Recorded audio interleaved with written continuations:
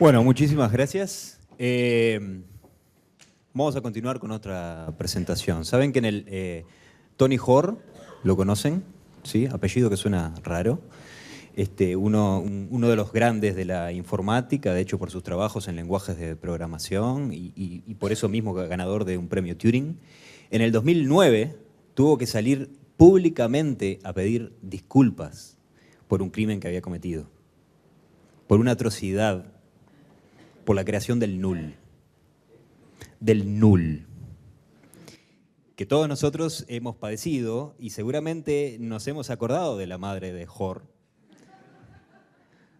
diciendo su apellido, Hoare.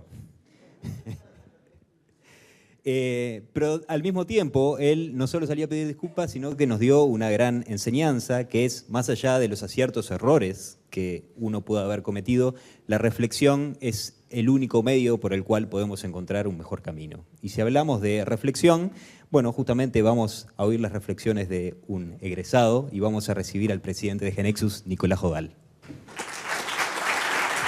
Gracias. Muchas gracias, amigos. Es un gusto, es un enorme gusto estar aquí con ustedes. Yo quería, parece que hubiera estado coordinado con ustedes en la presentación, porque a pesar de que no hablé antes, ustedes presentaron, sobre todo Jorge hablaba el para qué, digamos, y el qué.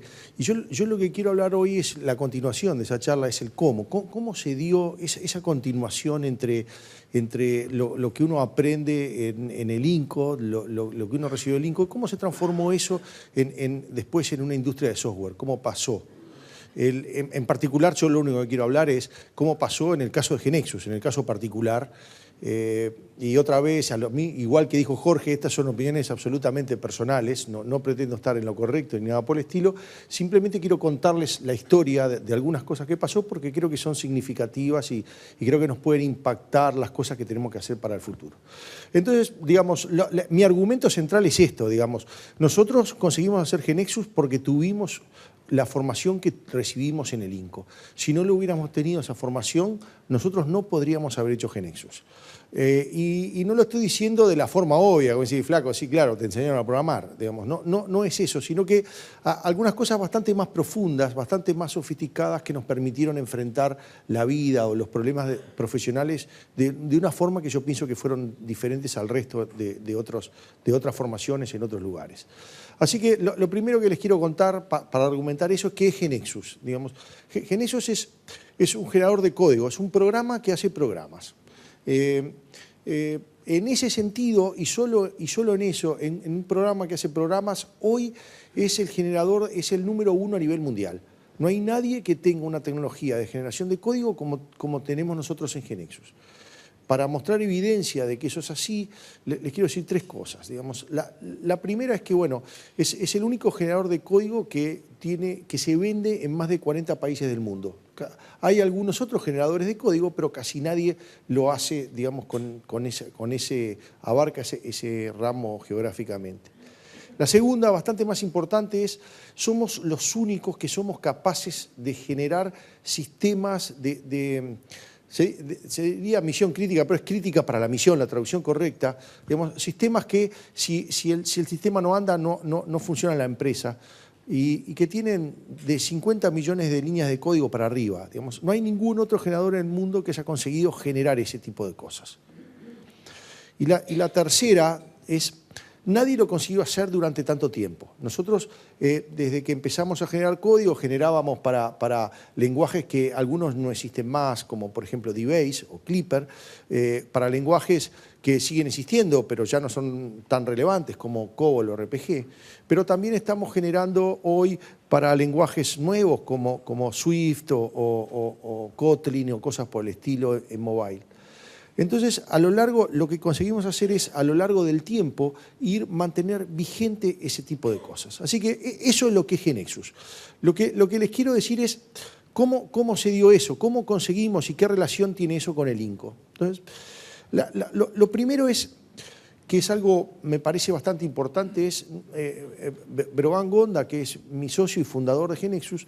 Nosotros tuvimos la enorme suerte de, en el comienzo, una vez que que yo egresé, estar expuesto a los problemas correctos. Es muy difícil para un estudiante estar expuesto a los problemas correctos, porque normalmente lo que tiene un estudiante tiene algunos problemas, pero son problemas de laboratorios. Difícilmente en el comienzo de su trabajo se encuentre con problemas especialmente difíciles que sean suficientemente atrayentes y que tengan un potencial. Nosotros, entonces, primero en componente de suerte, estuvimos expuestos a un problema correcto que en la década del 80 era un problema significativo, que era cómo normalizar una base de datos relacional de más de 1000 tablas. Es decir, el proceso de normalización, que es una cosa relativamente simple y que uno lo puede enseñar perfectamente en un curso con 10 tablas, una cosa es hacerlo con 10 tablas, con 25 tablas, y otra cosa es hacerlo con más de 1000 tablas. Hay un problema de escala de cómo hacer eso. Así que, digamos, eso fue lo primero, digamos, cómo tratar de hacer eso. ¿Cómo surgió ese problema? No es que leímos una revista o se nos ocurrió algo, sino que era un problema real. En realidad lo que nosotros éramos consultores, nos había contratado una empresa que quería construir una base de datos relacional corporativa, la San Pablo Alpargatas, y que calculamos ya de entrada que iba a dar de más de 1000 tablas para arriba.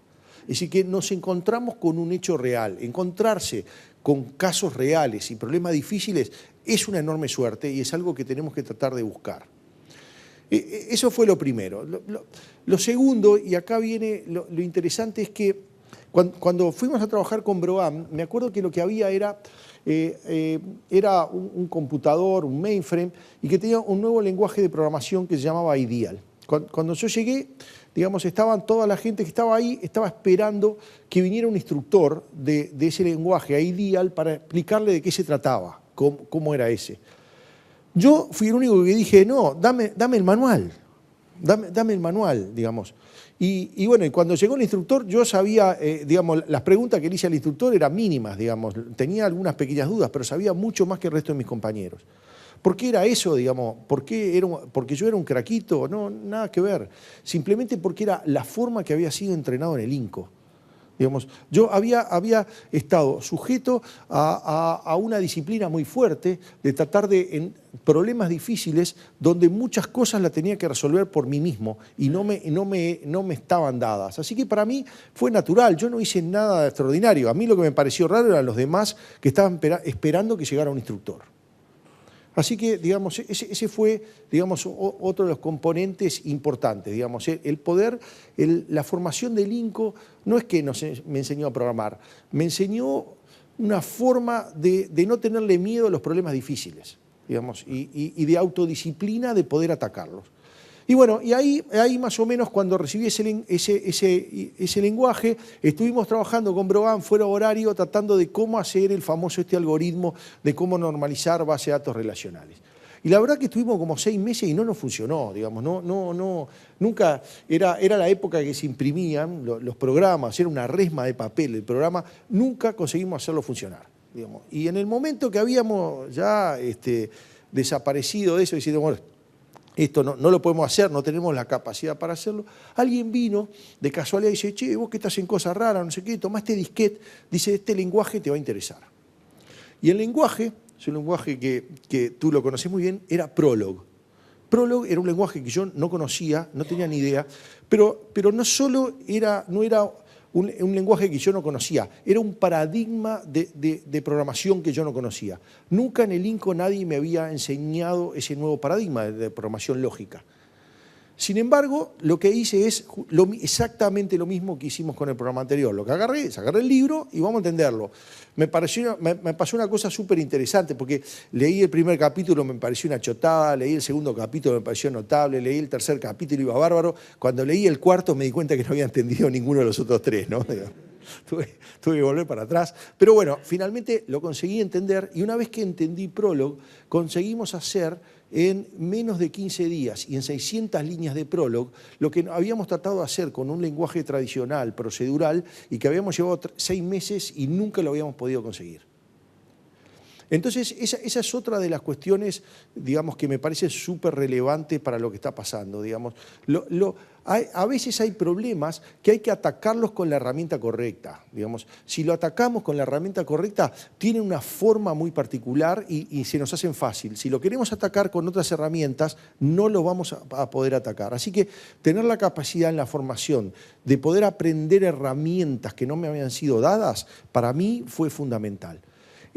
Hay una historia bastante parecida en eso, que es el tema de WhatsApp, la empresa WhatsApp. WhatsApp, digamos, a todo el mundo se le ocurrió la idea de hacer pasar a hacer conversaciones over the top. Digamos, no es una idea que se le ocurrió a la gente de WhatsApp. ¿Dónde estuvo el gran secreto de WhatsApp? Que usó un lenguaje muy particular, muy raro, y que con eso lo permitieron hacer, que fue Erlang. Que de hecho Erlang es de alguna manera de programación funcional, paradigma de programación funcional, pero lleva, digamos, tiene su origen en Prolog, tiene incluso una sintaxis similar y cosas por el estilo. Así que, digamos, también es en eso. A veces hay que tener la capacidad de elegir cuál es exactamente lo que uno quiere hacer. Ahora, ¿por qué Prolog fue relevante para nosotros? ¿Y por qué digo que nosotros tenemos la capacidad de generar código que el resto del planeta no lo consigue hacer? Bueno, porque justamente la forma tradicional de generar código es una forma basada en template. Yo lo que tengo es una especie de template que tiene agujeritos, una plantilla donde le pongo los componentes que están faltando. Entonces eso es, si bien es en primera instancia parece una idea muy buena, digamos, porque sobre todo es muy fácil de entender, el problema es que no escala. Es decir, una vez que yo empiezo a generar problemas cada vez más complejos, yo no lo consigo hacer. Lo que tengo es una maraña de templates, con lo cual, con el paso del tiempo, es imposible generar algo más o menos complejo. Nosotros seguimos un camino totalmente diferente, digamos, no usamos ese camino y usamos Prolog para lo que es bueno Prolog. Y de hecho lo seguimos usando hoy, digamos, 20 y pico de años después, sigue siendo el corazón por la cual nosotros generamos, está basado en Prolog. Independiente si la gente usa Prolog digamos, en el mundo o no lo usa. Para nosotros es una herramienta que ha sido fundamental y la seguimos usando por eso, porque ha sido fundamental. Así que ese tercer punto que yo les decía era, también hay que tener la capacidad de pensar de forma contraria a la corriente. Digamos, a veces todo el mundo va para un lado y bueno, y hay en el mundo de la tecnología muchas veces tener el pensamiento contrario, es decir, todo el mundo dice, bueno, la forma de generar código es con template y nosotros decimos, no, la forma de generar código es con programación lógica. ¿Cuánta gente está diciendo eso en el mundo? Nadie, solo nosotros.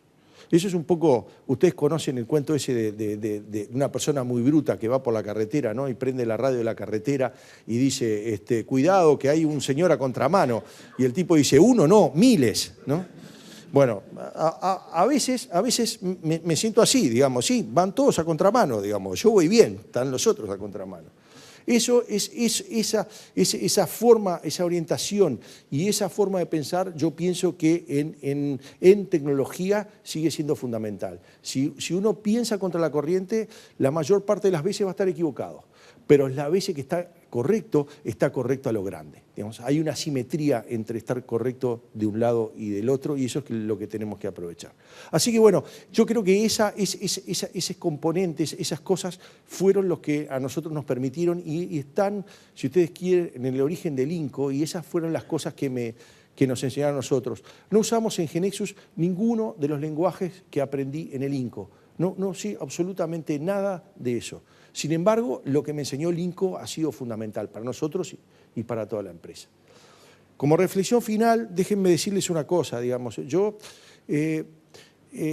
Está muy bien que el INCO haya cumplido 50 años, pero lo que me parece a mí es que los próximos 50 años van a ser violentos. Digamos, no se compara, es decir, lo que viene no se compara con lo que pasó.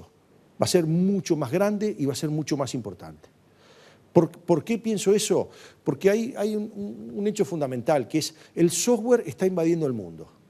De la misma manera de que en el siglo XX lo que invadió el mundo fue el petróleo, lo que está invadiendo el mundo ahora es el software. Y eso lo cambia todo. De la misma manera de que si uno ve una ciudad en el 1900, si uno ve una ciudad en 1920, después que el petróleo invadió el mundo, eran ciudades totalmente diferentes, lo mismo va a pasar con nosotros, en todas las industrias. Va a cambiar nuestras relaciones laborales, va a cambiar qué tipo de empresas vamos a tener, va a cambiar la forma que vamos a trabajar, va a cambiar, etcétera, va a cambiarlo todo. Y eso hace que el INCO pase de ser de una función táctica, es decir, digamos, está muy bien que el INCO ayudara a formar ingenieros de sistemas, está muy bien, se creó una industria de software, esa industria de software está muy interesante, de hecho sorprendió a mucha gente, digamos, por fuera, dice, mira qué increíble, che, nos nació una industria de software. Pero ahora pasa a ser de algo táctico a algo estratégico. Es decir, o nosotros conseguimos generar buenos ingenieros de sistemas, los mejores ingenieros de sistemas del mundo, o nuestro futuro va a ser extremadamente complicado. Esa es lo que yo pienso que es lo que va a pasar. Y por lo tanto yo creo que tenemos un enorme desafío, o por lo menos el INCO tiene un enorme desafío para poder transformar este enorme cambio que está pasando, transformarlo en una oportunidad y no en un problema. Y para eso yo lo que quiero es, digamos, ya que quiero hacer una especie lo miro a Diego, que estratégicamente se sentó en el último lugar, no sé por qué, si te querés escapar. Pero digo, yo quiero hacer una pequeña listita de Reyes Magos, digamos. A mí, digamos, déjenme ver qué quisiera el INCO, no sé si en los próximos 50 años, pero en los próximos años. Lo primero que quiero es que sea una educación estricta. Digamos, que sea estricta. Digamos, los exámenes tienen que ser difíciles. Digamos, yo concibo a la universidad, y esto es una opinión personal, pero algo así como una pretemporada. Nosotros en el fútbol lo tenemos clarísimo que si la pretemporada de un equipo de fútbol va a un spa, después en el campeonato pierde por goleada. Y esto es igual, digamos, porque uno puede hacer cosas más, exámenes un poco más blandos, que la gente la pase un poquito mejor, pero la vida es dura, digamos, después que salís la vida es dura y eso no lo puedes evaluar, no lo puedes evitar. Así que lo primero que quiero es que sea difícil, digamos, que la carrera sea difícil y que sea un enorme esfuerzo para los estudiantes. Con esto no me gano muchas simpatías, estoy seguro, pero bueno. Lo segundo, y coincido totalmente con Jorge que decía, yo quiero una enseñanza teórica. Digamos, no estoy muy preocupado, es lo que yo les decía, nada de los lenguajes de programación que aprendí en el INCO, en esta casa, los usé después. Sin embargo, la teoría que aprendí la seguí usando mucho tiempo después. Así que también yo deseo eso, deseo que la educación sea teórica, mucho más teórica que práctica. Y lo tercero, yo quiero una educación generalista. Digamos, es muy difícil saber para dónde van los tiros. Entonces lo que quiero es que se enseñen todo. Por ejemplo, por darle un caso común, ¿qué paradigma de programación hay que enseñar? Digamos, orientación a objetos, funcional, lógica, y hay muchas más. Yo pensaba que eran esas tres, pero hay muchas más. Reactiva, hay muchas más. ¿Cuál hay que enseñar? Bueno, yo digo que todas. Yo digo que todas, porque no sabemos cuál es la que va a pasar, no sabemos cuál es la que va a tener. De hecho, lo que muchas veces pasa es que tecnologías que habían sido abandonadas, mucho tiempo después vuelven a la vida. Y si lo quieren ver, el ejemplo más claro son los autos eléctricos. Los autos eléctricos estuvieron muertos por 100 años. Digamos, en 1910 se vendía mitad y mitad. Mitad autos a combustión interna y mitad autos eléctricos. Tuvo que venir Elon Musk 100 años después para cambiar esa relación. Es decir, el auto eléctrico estaba muerto y muchísimos años después volvió a la vida. Así que, digamos, la otra cosa que quiero es que sea lo más generalista posible. No me gustaría que eligieran esto es lo que hay que hacer, sino que estas son todas las opciones. Eso nos va a permitir, digamos, adaptarnos mucho mejor al futuro. Eso es lo que yo quisiera para el INCO. Y para finalizar, lo último decía, bueno, ¿qué me gustaría para los estudiantes? Bueno, yo creo que para los estudiantes mi consejo número uno es, lo primero es, bueno, traten de exponerse a los problemas correctos. Es muy difícil para un estudiante exponerse para los problemas correctos, así que búsquenlo. Sé que no es fácil, pero búsquenlo. Ese es el punto. Y el segundo es, cultiven o traten de cultivar en tecnología, pensar el pensamiento contrario. Si toda la gente va para este lado, piensen qué pasaría si yo voy para el otro lado. Creo que eso es algo que nos puede permitir generar oportunidades para todo el Uruguay. Estimados amigos, muchas gracias.